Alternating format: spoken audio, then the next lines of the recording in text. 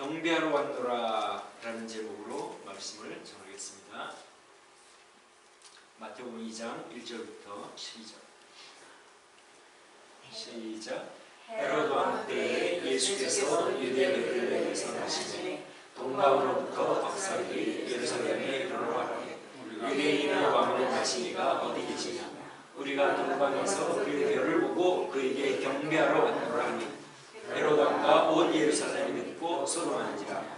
왕이 모든 대제사장과 백성의 서기관들을 모아 그리스도가 어디서 나겠느냐 물으니 이르되 유대 베들레헴이오니 이는 선지자로 이렇게 기록되거라.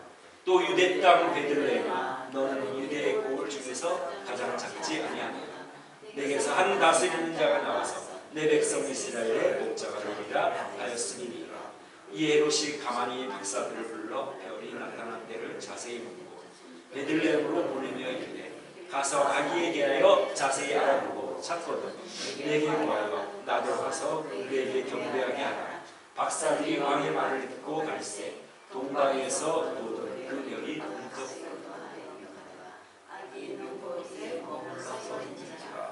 그들이 별을 보고 매우 크게 기뻐하고 기뻐하더라. 집에 들어가 아기와 그의 어머니 마리아가 함께 있는 것을 보고 엎드려 아기께 경배하고 보배함을 열어 황금과 유향과 모략을 예물로 드리니라. 그들은 꿈에 헤롯에게로 돌아가자마자 지시하심을 받아 다른 일로 공에 돌아가니라. 자, 우리 예수님이 태어나신 때가 유대 헤롯 왕이 다스리던 때입니다.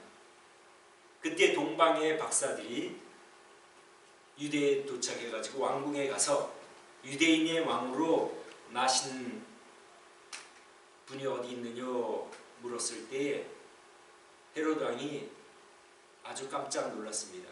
그럴 만도 한 것이 헤롯 왕은 유대인이 아니었죠.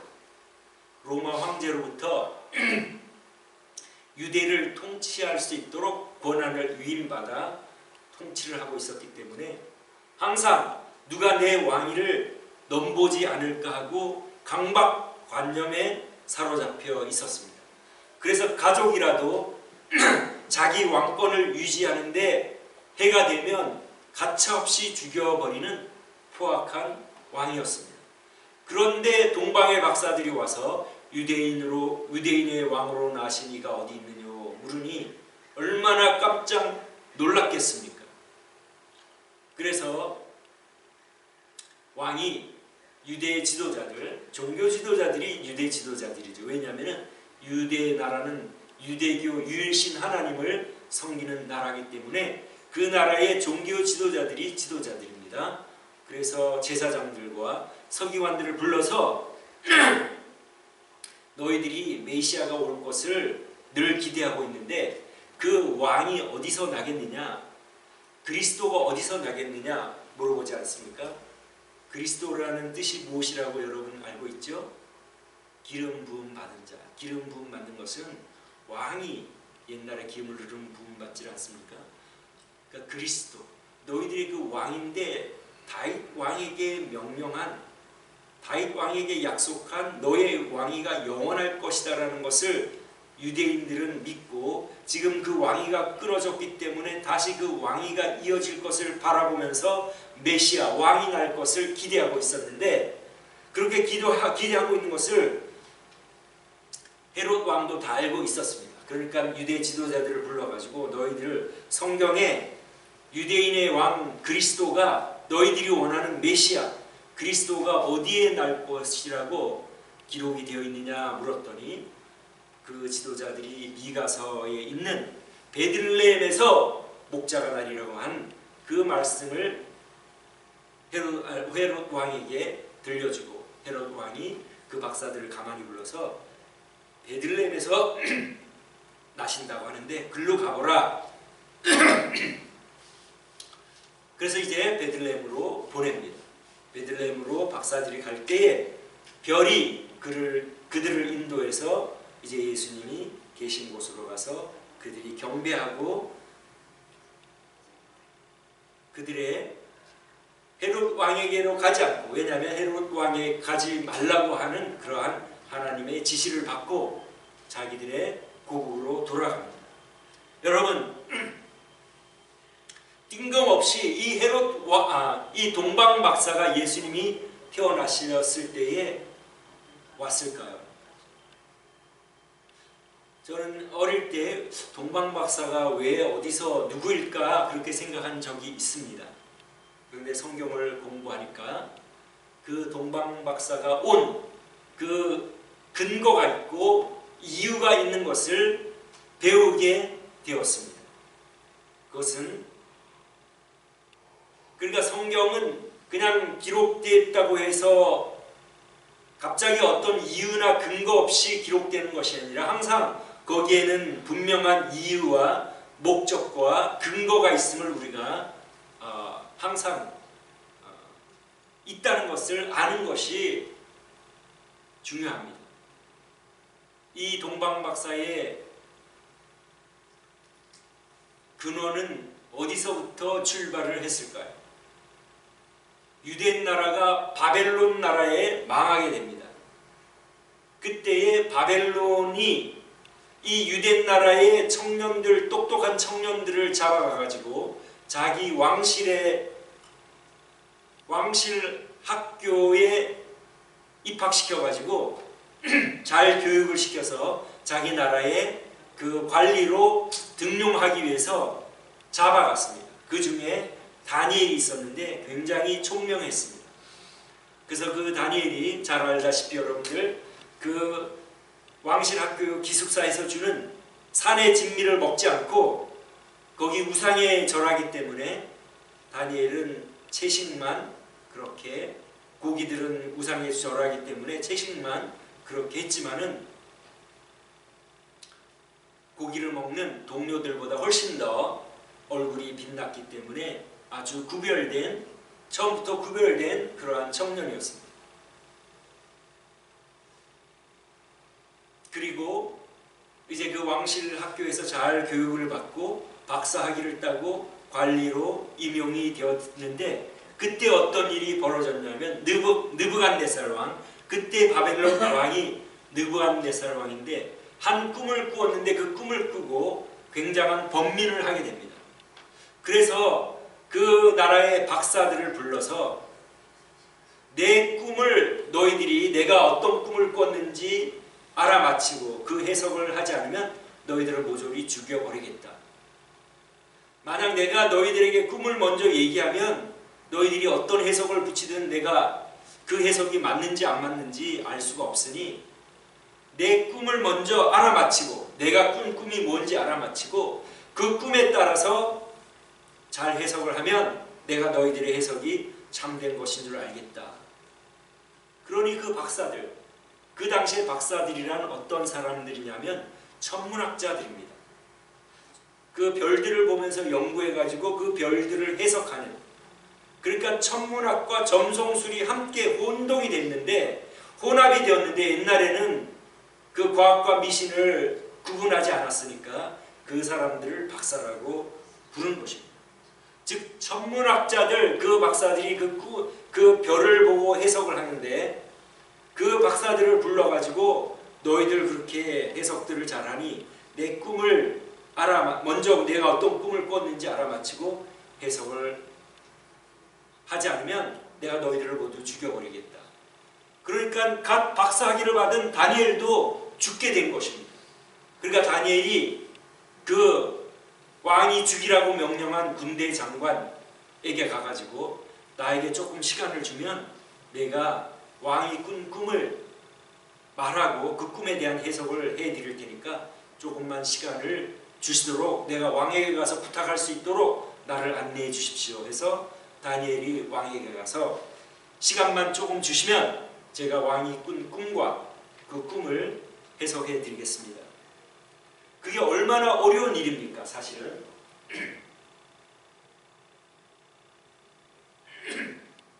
자, 그럼 한번 다 같이 읽어볼까요? 시작. 왕의 이루신 것은 희한한 일이라. 육체와 함께 거하지 아니하는 신들 외에는 왕 앞에 그것을 보일 자가 없나이다. 이게 이제 그 박사들이 하는 말입니다. 다니엘이 한 말이 아니라. 다시 시작. 왕이 이로 인하여 진노하고 분분하여 바벨론 모든 박사를 다 먹으라 명하니라. 왕의 명령이 내리매 박사들은 죽게 되었고 다니엘과 그 동무도 죽이려고 찾았더라. 그러니까 이거 굉장한 일 아닙니까? 그러니까 그 바벨론의 박사들이 어이가 없어서 왕이시여 그 꿈을 말하지 않고 우리가 그 왕이 꾼 꿈을 말하라고 하면 아무도 그것을 말할 사람이 없고 오직 신만이 할 수 있다. 그것은 신만이 할 수 있지 우리 인간은 할 수 없다. 그렇게 얘기를 할 정도로 얼마나 어려운 일입니까? 그런데 다니엘이 기도를 하고 하나님께서 그 꿈의 내용을 알려주셨어요. 그 느부갓네살 왕이 어떤 꿈을 꿨는데 그 신상의 꿈을 꿨는데 우상이죠. 큰 우상인데 머리는 금으로 돼 있고 가슴과 팔은 은으로 배와 허벅지는 동으로 발은 철과 진흥으로 만들어진 그런 큰 어떤 신상 우상을 보고 굉장히 번민을 했는데 바로 그것을 다니엘이 얘기를 해줬습니다. 그러니까 왕이 얼마나 놀랐겠습니까? 그리고 거기에 맞는 해석을 다니엘이 해주었습니다. 그러니까 이 신만이 할 수 있는 일을 했으니 그 꿈 해석을 받은 느부갓네살이 어떻게 했습니까? 다니엘에게 절을 하고 모든 나라를 다스릴 수 있는 국무총리격의 그러한 그 총리직을 주고 그 다음에 수석 박사로 임명을 합니다. 박사들 중에 우두머리로 모든 박사의 어른을 삼았으며 그죠? 그러니 이 박사들이 다니엘에 대한 태도가 어떻겠습니까? 비록 젊은 청년 갓 박사기를 받은 사람이지만 자기들의 목숨을 살려준 사람 아닙니까? 그리고 그들이 고백했듯이 신만이 할 수 있는 그 꿈을 알아냈다는 것을 알고 다니엘이 믿는 하나님을 믿었을 것 아니겠습니까? 다니엘이 당연히 자기가 믿는 하나님을 소개했겠죠. 그리고 또 아마 다니엘에게 하나님께서 어떤 특별한 계시를 주셨을 거예요.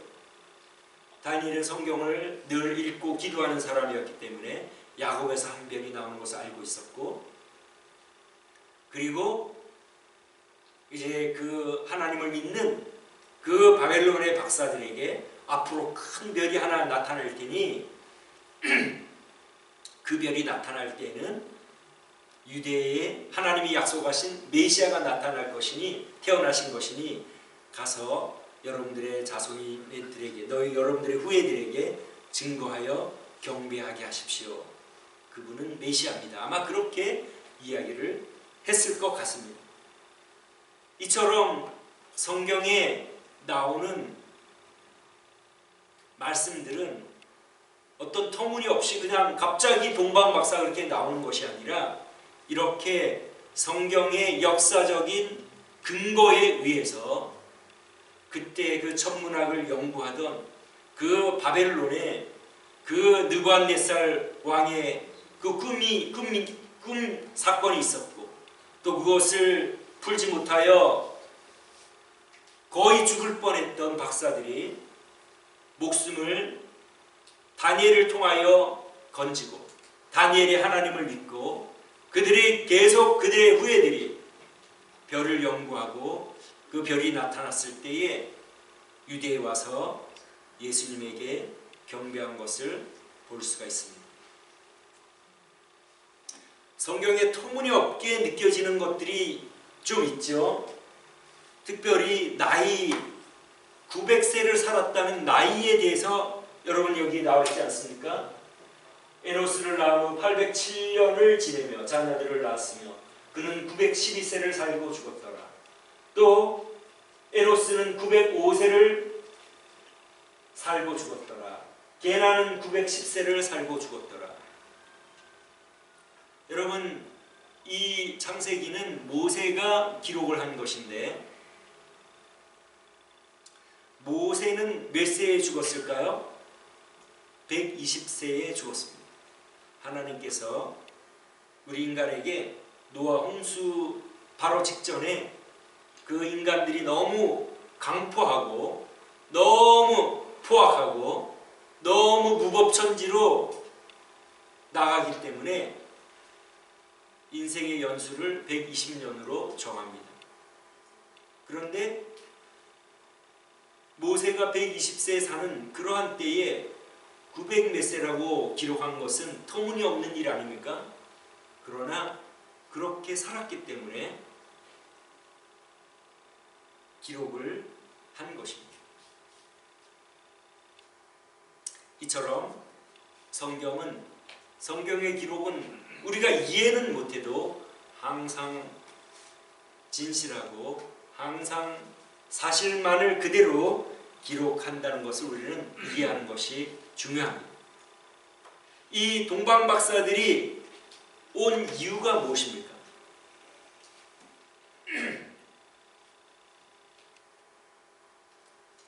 경배하러 왔죠. 경배하러. 예수님이 태어나신 후에 첫 사건의 기록이 바로 동방 박사들이 와서 경배한 것을 성경은 기록하고 있습니다. 여러분, 아담과 하와가 범죄한 이후에 그 자녀들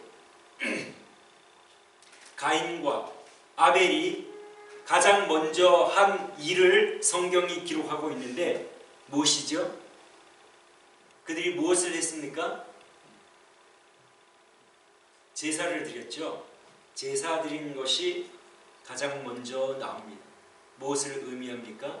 무엇을 성경이 우리에게 이야기합니까? 우리 인간들은 하나님께 예배하는 존재, 하나님을 경배하는 존재로 지음을 받았다는 것을 이야기합니다. 그런데 오늘날 세상 사람들은 하나님을 예배하지 않고 자기 인생의 주인이 자기가 되어 마음대로 살아갑니다. 하나님께서 일생 동안 그들에게 그리스도인들을 통하여 사건과 사고들을 통하여 전능자 하나님, 천지주제 하나님, 창조주 하나님을 찾을 수 있도록 기회를 주시지만 끝까지 거부하다가 이 세상을 떠나는 많은 사람들이 있습니다. 그러나 우리는 하나님의 뜻을 똑바로 제대로 알고 오늘도 우리가 구원받은 하나님의 자녀로 정해진 시간에 하나님을 믿는 사람들의 모임인 이 교회에 와서 하나님을 예배하는데 이 예배는 이 정해진 시간에만 드리는 것이 아니라 우리가 일어나서 잘 때까지 또 무의식적으로 잠을 자면서도 우리가 하나님을 예배할 수가 있습니다. 제 어머니가 요즘 정신이 조금 없으셔서 제가 저를 선생님하고 부르고 존대를 합니다. 집에서 제가 이제 어머니께 가면 그럴 때가 많아요. 어떨 때는 이제 또 정신이 돌아오시면 이제 이름도 부르면서 하는데 이름도 잘 기억을 못하고 선생님 합니다. 그렇지만은 어떤 일을 하고 또 이렇게 잘 되고 그러면은 뭐 예를 들어 목욕을 한다든지 아니면 또 운동을 같이 하고 기분이 좋고 그러실 때마다 하나님 은혜에 감사합니다 하고 항상 하나님께 영광을 돌립니다. 그것이 바로 예배입니다. 하나님을 인정하고 하나님의 은혜에 감사하고 순간순간 매일매일 어떤 일이든지 하나님께 감사하는 것이 바로 예배입니다. 우리가 관찰해 보면 항상 이런 얘기를 하죠. 수박을 우리가 먹을 때 야 이거 수박 잘 골랐다 하지만 그 수박을 맛있게 만든 하나님에게 크레딧을 드리기보다는 수박을 잘 고른 것을 사람에게 크레딧을 주는 경향이 있는데 어쨌든 예를 들어보면 그렇다는 말입니다. 범사에 우리가 하나님께 영광을 돌리고 하나님이 우리에게 해주신 일들을 기억하고 감사하고 하나님께 예배하는 그것이 바로 하나님이 우리에게 원하시는 일이기 때문에 오늘 예수님이 태어나셨을 때 하나님 성자 하나님이신 이 하나님께 동방박사들이 찾아와서 예배하는 것을 기록을 해놓은 것을 우리가 잘 볼 수가 있습니다. 그래서 이제 우리 남은 여생 항상 마음으로 영으로 하나님을 예배하고 하나님께 영광을 돌리다가 하나님 앞에 서는 복된 여러분 되시기를 주님의 이름으로 축원합니다. 기도하겠습니다.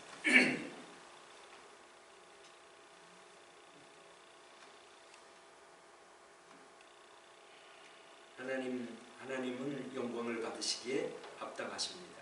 하나님은 저희들을 지으신 하나님이시며 저희들의 생명의 주님이시기 때문에 하나님은 저희들을 통하여 영광을 받으시기에 합당하시며 특별히 저희 그리스도인들 하나님의 아들로 구속함을 받고 죄의 사함을 받고 하나님의 자녀가 되어 하늘나라를 선물로 은혜로 허락받았사오니 늘 하나님께 감사하며 모든 일에 감사하며 순간순간 하나님을 예배하며 하나님이 저희를 만드신 목적에 따라 맞게 저희들이 살아가기를 또 다시 마오니 저희들을 통하여 일생을 통하여 영광을 거두어 주옵시기를 원하오며 예수님의 귀하신 이름으로 기도드립니다. 아멘. 우리 다 같이 일어나셔서 찬송드리겠습니다.